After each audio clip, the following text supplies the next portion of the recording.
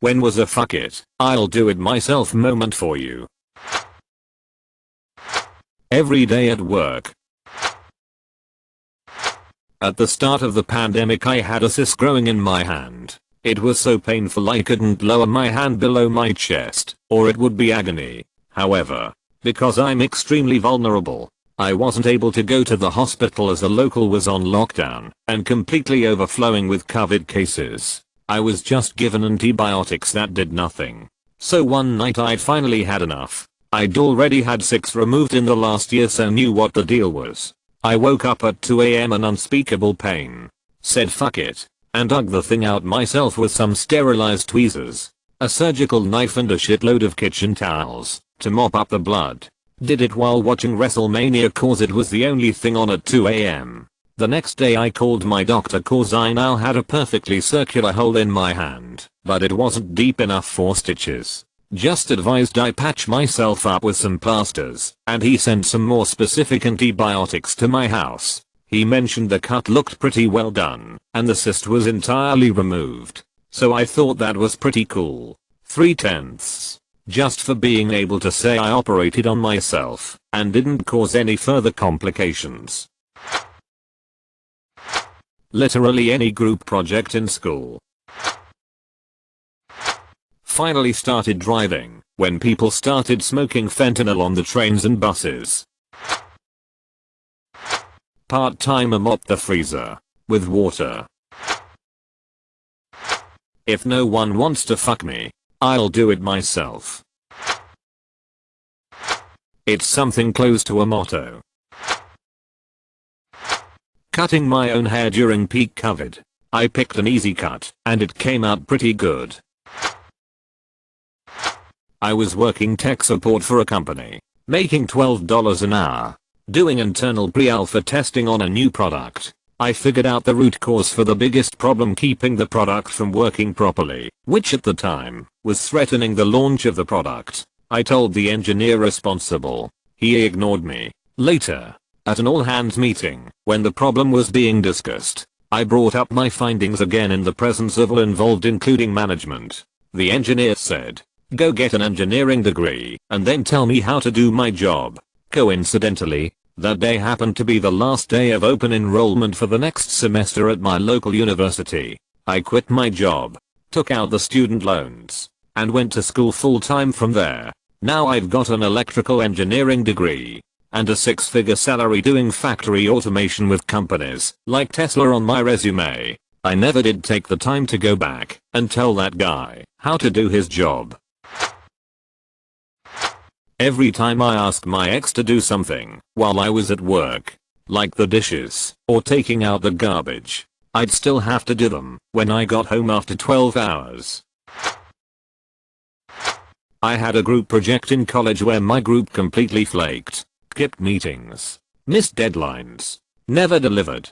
The day we were meeting to combine all our parts into a single report, no one showed, didn't even email their parts. Turns out, they all planned on writing their parts that day, the day before it's due. They had nothing, and now weren't even going to try. So, fuck it. Did it all myself. Took all their names off it. Added our email chain as an appendix. It wasn't until I was presenting it in front of the class solo that they realized what happened. Every request my mom makes to my younger brother, he is very stubborn, also an asshole most the time. So, for me to not hear her screaming at him for the next half hour, I just do it. A friend and I went to a concert at the old Gillette Stadium. It was chaos getting out of there. We moved maybe 50 feet in over an hour. So, I got out of the car and had a look around. There was some temporary fencing, and we figured if we rammed it with the car, it would open up another conduit to get to the exit quickly. At the time I was driving this shitty old Ford and didn't really care what happened to it. So, I got back into the car, said to my friend, "Are you ready?" and drove straight into the fence. It came down easily. We started our own path to the exit and were on the highway in 10 minutes. There was literally a path of cars behind me once I took the fence out. We got back to my friend's house, went to sleep, and I inspected the car. When I got up the next day, The only damages to the car were 2 small scratches on the front bumper, which were just in addition to the numerous other scratches already there. 10/10ths would ram a fence with my car again. When I was a kid I was told that I wouldn't make the high school varsity team. I did. I was told that my baseball life would end there. It didn't. Then as a freshman college, I was told that this was the end of the baseball line. It wasn't. I know some people get discouraged by negativity, but sometimes it builds such a big chip on your shoulder that you have no other option but to carry the burden and wear it like a badge of honor. Senior year of college. I was apparently the only one capable of actually doing anything hardware related for our senior design project. Told one of the group to do a basic ass thing, and he called me saying the whole system was broken. After that, I said fuck it, took everything home, and did all of the build work, while the other mainly did the write-ups.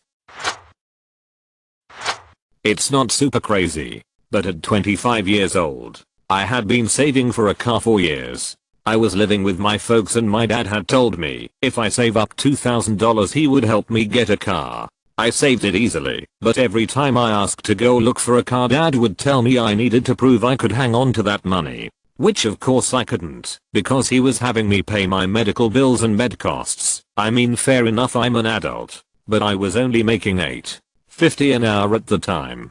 Around that time my younger brother graduated from high school. My dad and uncles banded together, bought, and gave him no strings attached an old shitty van. I was livid, so I dragged my dad down to a dealership and bought my first car. Took out a loan and everything. My dad had always tried to stunt me growing up, but I was over being a kid. I was 25 for crying out loud. He was hella pissed because he didn't want me to be in debt, but nuts to that. Now I'm 31. On my second car, that I bought brand new. And have great credit all, because my brother got a free car and I wanted to spite my dad. At work. Often. Hold on. That doesn't look right. But when I try to report it, no one seems to care. I know it's not right. So I follow it up myself by doing stuff that is technically not really in scope for me. Turns out that surprise surprise, it's super not right and nothing would have been done had I not persisted. This happens a lot at work. I work at FedEx, so we move a lot of boxes. I don't load trailers anymore since I got a promotion, but I move special boxes around the building. The boxes we move could be anything from a corrosive material to a bed frame to a carpet. We have 5 areas we move those boxes to. There was one area that no one was covering because of the amount of flow going there. So I looked at everyone around me not covering it, disappointed in them for not doing their jobs. We had the people, but the guy originally covering it left because it was too hard that day, and I stepped up and took care of it. I'm still the only person covering it, seeing as how every time I leave it everyone tries to leave it again. P.S. No, I don't know where your packages are. I lose mine there too. It's gonna be small, and I don't know if it fits, but teacher had hot chocolate for the students which she would tell people that she lets everyone have some. Bad thing is that in reality she only actually let her favorite students have any, and would actively say no to a select few kids it was clear she didn't like. I was one of those favorites, but would actively choose not to have any. One day a kid asked if they could have some, and she decided to yell at the kid, "Bring some yourself." So I, like the smartest I'm, decided if she won't share then I will, and the next day I brought some pouches of hot cocoa and shared with the kids I knew she didn't like. Hot cocoa was not given to anyone after this event. Thank you for watching. If you enjoyed this video don't forget to drop a like. If you would like to see more content like this in the future, subscribe and turn on notifications to be notified about future videos. Now check out one of these interesting videos.